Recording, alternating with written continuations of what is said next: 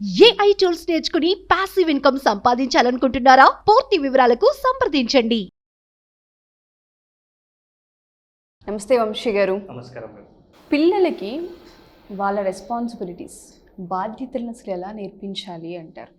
ఎందుకంటే ఇవాళ రేపు చాలామంది పేరెంట్స్ నుంచి వచ్చే మాట ఏంటంటే వాళ్ళ పనులు వాళ్ళు కూడా చేసుకోలేని పరిస్థితిని చూస్తూ ఉన్నాం. చిన్న పిల్లలంటే ఓకే, 10 years దాటిన తర్వాత కూడా ఏది మంచి ఏది చెడు, దీన్ని మనం బాధ్యతగా తీసుకోవాలా లేదా అన్న విషయాలపైన కూడా వాళ్ళకి అవగాహన ఉండట్లేదని మాట్లాడుతూ ఉంటుంటారు. దానివల్ల రెస్పాన్సిబుల్ ఎప్పుడైతే ఉంటుందో పిల్లల్లో నెగ్లిజెన్సీ కనిపిస్తూ ఉంటుంది. చిన్నప్పటి నుంచే పేరెంట్స్ ఎలా వాటిపైన అవగాహన, వాళ్ళకి అవేర్నెస్ తీసుకురావాలి అంటారు? బాధ్యతలను ఎలా నేర్పించాలి అంటారు? అవును మేడం.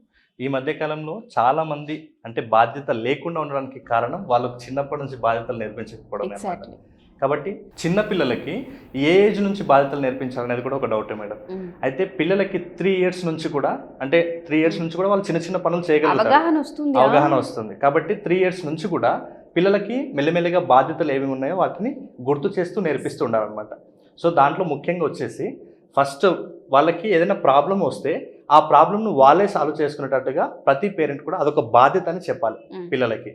ఎందుకంటే ఈ మధ్యకాలం ఏం చేస్తున్నారంటే పిల్లలు ఏదైనా మిస్టేక్ చేసినప్పుడు పేరెంట్స్ వెళ్ళి దాన్ని కప్పిపుచ్చడము, లేదనుకుంటే మా వాడు తెలియక చేశారు కప్పిపుచ్చడం. అవును మేడం. పిల్లలకి ఏమర్థమవుతుందంటే మేము ఏం తప్పు చేసినా కూడా మా పేరెంట్స్ మమ్మల్ని వెనకేసుకొస్తారు, మేము ఏం తప్పు చేసినా కూడా నడుస్తుందిలే అన్నటువంటి భావన వాళ్ళకి వస్తుంది, పట్టించుకోరు. కాబట్టి పిల్లలకి అదొక బాధ్యత చెప్పాలి.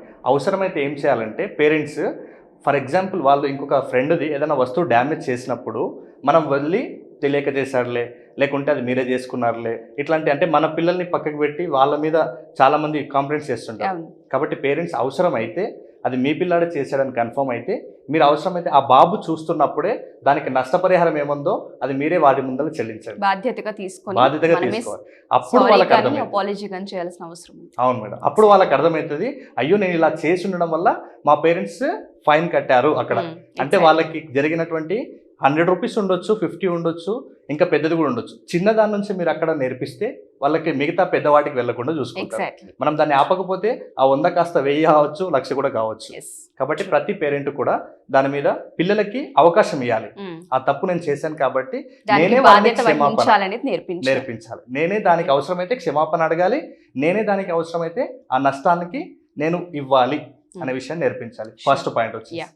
నెక్స్ట్ వచ్చేసి పిల్లలకి పేరెంట్స్ ఏం చెప్పాలంటే చిన్నప్పటి నుంచి, అంటే 3 years తర్వాత నుంచి మెల్లమెల్లగా ఇతరులకు రెస్పెక్ట్ ఇవ్వాలి, అది మన బాధ్యత అని నేర్పించాలి.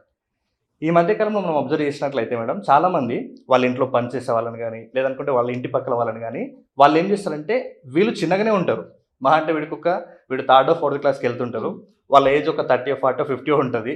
కొంచెం ఏజ్ వాళ్ళని కూడా పేరు పెట్టి పిలుస్తుంటారు, మంగమ్మ, రామయ్య, ఇట్లాంటి వీళ్ళు నేను డైరెక్ట్ చూసాను చాలా మందికి. పేరెంట్స్ ఏం చేస్తారంటే ఏదో ఖుష్ ఫీల్ అవుతూ ఉంటుంటారు, పిలుస్తున్నారు అని ఆ విధంగా వాళ్ళని మోటివేట్ చేస్తూ ఉంటారు తప్ప ఇది పెద్ద అయ్యేటప్పుడు వాళ్ళకి అలవాటుగా మారుతుంది అన్న విషయాన్ని గమనించారు. అలవాటుగా మారి చాలా మందికి కనిపిస్తున్నారు.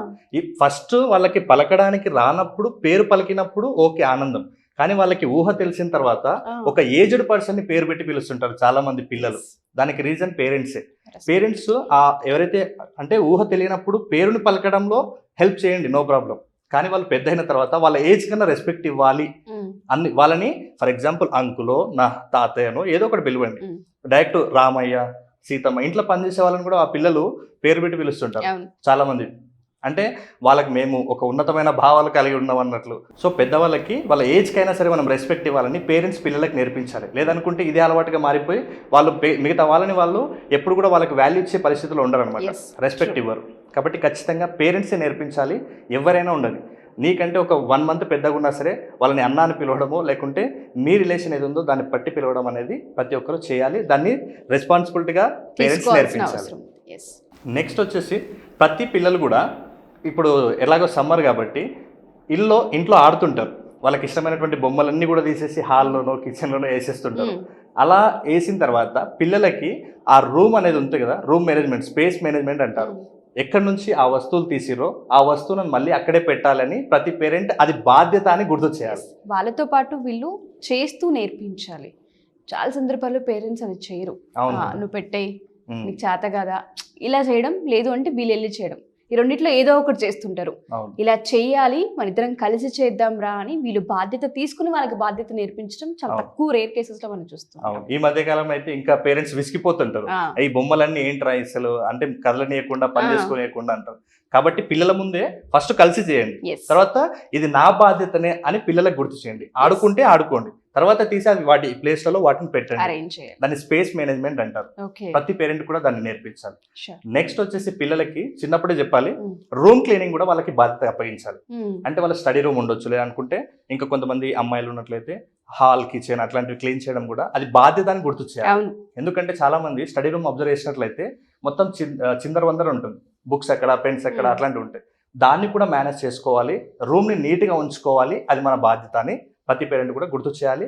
అమ్మాయిలు అయితే అంటే వాళ్ళకి చిన్నప్పటి నుంచి అలవాటు చేయిస్తున్నారు అనమాట, అంటే రూమ్ క్లీనింగ్ ఎలా చేయాలనే విషయం పేరెంట్స్తో పాటు ఖచ్చితంగా దాన్ని చెప్పాలి, ఇది మన బాధ్యత అని గుర్తు చేయాలి. లేదనుకుంటే ఈ మధ్యకాలంలో చాలా మంది చూస్తున్నాం నెగ్లిజెన్స్, దాంతో పాటు వాటిపైన అవగాహన ఉండకపోవడం, అదర్ యాక్టివిటీస్ ఎక్కువైపోవడం, అండ్ ఎవరో వచ్చి చేస్తారని వెయిట్ చేస్తూ ఉండడం, ఇవి ఎక్కువైపోతూ ఉన్నాయి. ఫిజికల్ యాక్టివిటీ దాని వల్లనే తగ్గిపోతూ ఉంది. చాలా మంది అమ్మాయిలు కావచ్చు, అబ్బాయిలు కావచ్చు, మన ఇంటిని ఎస్పెషల్లీ మనం ఉండే రూమ్ని మనం క్లీన్ చేసుకోవడం అనేది ఫస్ట్ మన బాధ్యతగా తీసుకుంటుంటాము. పేరెంట్స్ చేస్తూ ఎప్పుడైతే అలవాటు చేస్తూ ఉంటుంటారో ఈ హెడేక్స్ అనేవి ఉండవు. నెక్స్ట్ మీల్ టైంలో పిల్లలకి చిన్న చిన్న పనులు అప్పగించాలన్నమాట. మా వాడు 3 years ఉంటాడు మేడం, వాడికి వాటర్ బాటిల్ తీసుకొని వెళ్ళి వాటర్ తీసుకురా, లేకుంటే ఆ ప్లేట్ తీసుకురా, ఇట్లాంటి బాధ్యతలు చెప్తుంటాం. వాడు చేస్తుంటాడు 3 years అయినప్పుడు కూడా. సో ప్రతి ఒక్కరు కూడా చిన్న చిన్న అంటే 3 years ఏం నేర్పిస్తామంటే ఇలాంటివి నేర్పించవచ్చు. వాటర్ బాటిల్ తీసి పక్కకు పెట్టడం, లేకుంటే అక్కడ ప్లేట్స్ పెట్టడం, లేకుంటే చిన్న చిన్న వాళ్ళకి అవసరమైన చిన్న సాల్ట్ బాక్స్ తీసుకురావడం, ఇట్లాంటివి చెప్పినప్పుడు ఆ మీల్ టైంలో పేరెంట్స్కి చాలా హెల్ప్ చేసిన వాళ్ళు కూడా అవుతారు. అంటే తినే ముందు అరేంజ్ చేయడం, తిన్న తర్వాత కూడా మళ్ళీ నీట్గా వాటిని తీసివేయడం, ఇట్లాంటివి కూడా బాధ్యత అని గుర్తు చేయాలి ప్రతి పేరెంట్ కూడా. నెక్స్ట్ వచ్చేసి లాండ్రీ విషయంలో మేడం, అంటే లాండ్రీ విషయం అంటే ప్రతిది కూడా అంటే బట్టలు ఉతకడం నుంచి ప్రతి దాన్ని కూడా మేనేజ్ చేయడం, దాంట్లో వాటర్ పెట్టడం, దాన్ని మళ్ళీ తీసుకొని వచ్చి ఫోల్డ్ చేయడం, అలాగే లాండ్రీ అంటే ఎవరంతటా వాళ్ళు ఇస్త్రీ చేసుకోవాలి, ఎవరి బట్టలని వాళ్ళకి బాధ్యతగా ఉండాలి అనే విషయాన్ని గుర్తు చేయాలి. చాలా మందికి పేరెంట్స్ చేస్తుంటారు అనమాట ఇట్లాంటి వర్క్స్. సో వాళ్ళకి అప్పగించాలన్నమాట, ఈ పని మీరు చేసుకోవాల్సింది మీ బాధ్యత అని గుర్తు చేయాలి. నెక్స్ట్ వచ్చేసి చాలా ఇళ్లలో ప్రతిసారి ఉంటుంది, ప్రతి వారంలో కూడా దాదాపు ఒక 1-2 days దానికి ఉంటుంది. అదేంటంటే క్లాత్స్ని ఆర్గనైజ్ చేయడం అనమాట. అంటే కొన్ని షెల్ఫ్లు, కొన్ని బీరువాలు, ఇట్లాంటి వాటిని ఆర్గనైజ్ చేయడం ఇది ఒక పెద్ద రిస్క్ టాస్క్. కాబట్టి దీంట్లో పిల్లలు పేరెంట్స్కి హెల్ప్ చేయాలన్నమాట. దీంట్లో ఖచ్చితంగా పేరెంట్స్ ఆ వర్క్ చేస్తున్నప్పుడు వాళ్ళు ఒక్కరే చేసుకోకుండా పిల్లల హెల్ప్ కూడా తీసుకోవాలి. అలా తీసుకున్నప్పుడే దానికి ఖచ్చితంగా ఇది ఒక కష్టపడుతున్నట్లుగా కాకుండా ఇది నా బాధ్యత అని ఆ టైంలో గుర్తు చేయాలి. అవసరమైతే మెల్లమెల్లగా మీరు తప్పుకొని పిల్లల దగ్గర చేయించే ప్రయత్నం చేయాలన్నమాట. నెక్స్ట్ వచ్చేసి ఫైనాన్షియల్ దగ్గర మేడం, పిల్లలకు మనకు మామూలుగా పేరెంట్స్ ఏది పడితే అది కొనిస్తుంటారు. కొంతకాలం తర్వాత ఏమవుతుందంటే అంటే పిల్లలకి కొంచెం గారాబం ఎక్కువ వేస్తుంది చిన్నగా ఉన్నప్పుడు. ఈవెన్ కొంతమంది పేరెంట్స్ ఏమనుకుంటారంటే ఈ చిన్న వస్తువు కూడా నేను మా వాడికి కొనిపించలేకపోతున్నాను అట్లా ఫీల్ అవుతుంటారు. కానీ ఇప్పుడు మీరు చిన్న చిన్న వస్తువులు కొనిపిస్తుంటారు, కానీ ఇది అలవాటుగా మారితే ఈవెన్ వాడు 100 rupees అడిగింది తర్వాత 1000కి పోతుంది, 10,000కి పోతుంది. అప్పుడు మీ స్థాయికి మించినటువంటి కోరికలు పిల్లల్లో వస్తాయి. కాబట్టి మన స్థాయి ఏంటి, మన ఎకనామికల్ స్టేటస్ ఏంటి అనేది పిల్లలకు తెలపడం పేరెంట్స్ బాధ్యత. అలాంటప్పుడే వాళ్ళకు ఉన్నటువంటి నీడ్స్కి వాంట్స్కి మధ్య తేడా తెలుసుకుంటారు. కాబట్టి వాళ్ళకి ఏది అవసరమో దానికి తినాలి, ఏది అత్యవసరమో దానికే కొనాలి, అనవసరమైన విషయాల్ని కొనకూడదు అనే విషయాన్ని మన ఫైనాన్షియల్ స్టేటస్ని బట్టి వాళ్ళకి చెప్పడం బాధ్యత అన్నమాట. నెక్స్ట్ మరీ ముఖ్యంగా ఈ మధ్య కాలంలో చాలామంది మొబైల్స్ వాడుతుంటారు పిల్లలు. అయితే పేరెంట్స్ ఎలా కంట్రోల్ చేయాలో తెలియదు అనమాట. కాకపోతే ఇది కూడా బాధ్యత అని గుర్తు చేయాలి. టెక్నాలజీని ఎంతవరకు వాడాలి అనేది కూడా వాళ్ళంతటా వాళ్ళు డిసైడ్ చేసుకోవాలి. అవసరమైతే వాళ్ళు డిసైడ్ చేసుకోలేని సిచ్యువేషన్లో ఉంటే పేరెంట్స్ చెప్పాలన్నమాట, మీరు 1 hour screen time, 2 hours. So social మీడియాకి కూడా ఎంత వాడాలనో అంతే వాడాలి, అది మన బాధ్యత. దాన్ని ఓవర్గా వాడి మనటువంటి ఫోకస్ని మిస్యూజ్ చేసుకోకూడదు అనే విషయాన్ని పేరెంట్స్ చెప్పడం వాళ్ళ బాధ్యత అని చెప్పాలి. ఫైనల్గా వచ్చేసి చాలామంది మన చుట్టుపక్కల కూడా ఏమైనా జరుగుతుంటే కూడా పట్టించుకోరు పిల్లలు. అంటే ఇంటి పక్కల కావచ్చు, స్కూల్లో కావచ్చు, కాలేజీలో కావచ్చు. ఇది ఏంటంటే పిల్లలకి చిన్నప్పటి నుంచి నేర్పించాలి. ఇప్పుడు ఫర్ ఎగ్జాంపుల్ పిల్లలకి బాక్స్లో టిఫిన్స్ పెట్టి పంపిస్తుంటాం, కొంచెం ఎక్స్ట్రా పెట్టి పంపండి. ఒకవేళ అక్కడ స్టూడెంట్స్ ఎవరో ఒకరు అప్పుడప్పుడు మిస్ చేస్తుంటారు అన్నమాట తెచ్చుకోవడం. అలాంటి వాళ్ళకి షేర్ చేయాలని నేర్పించండి.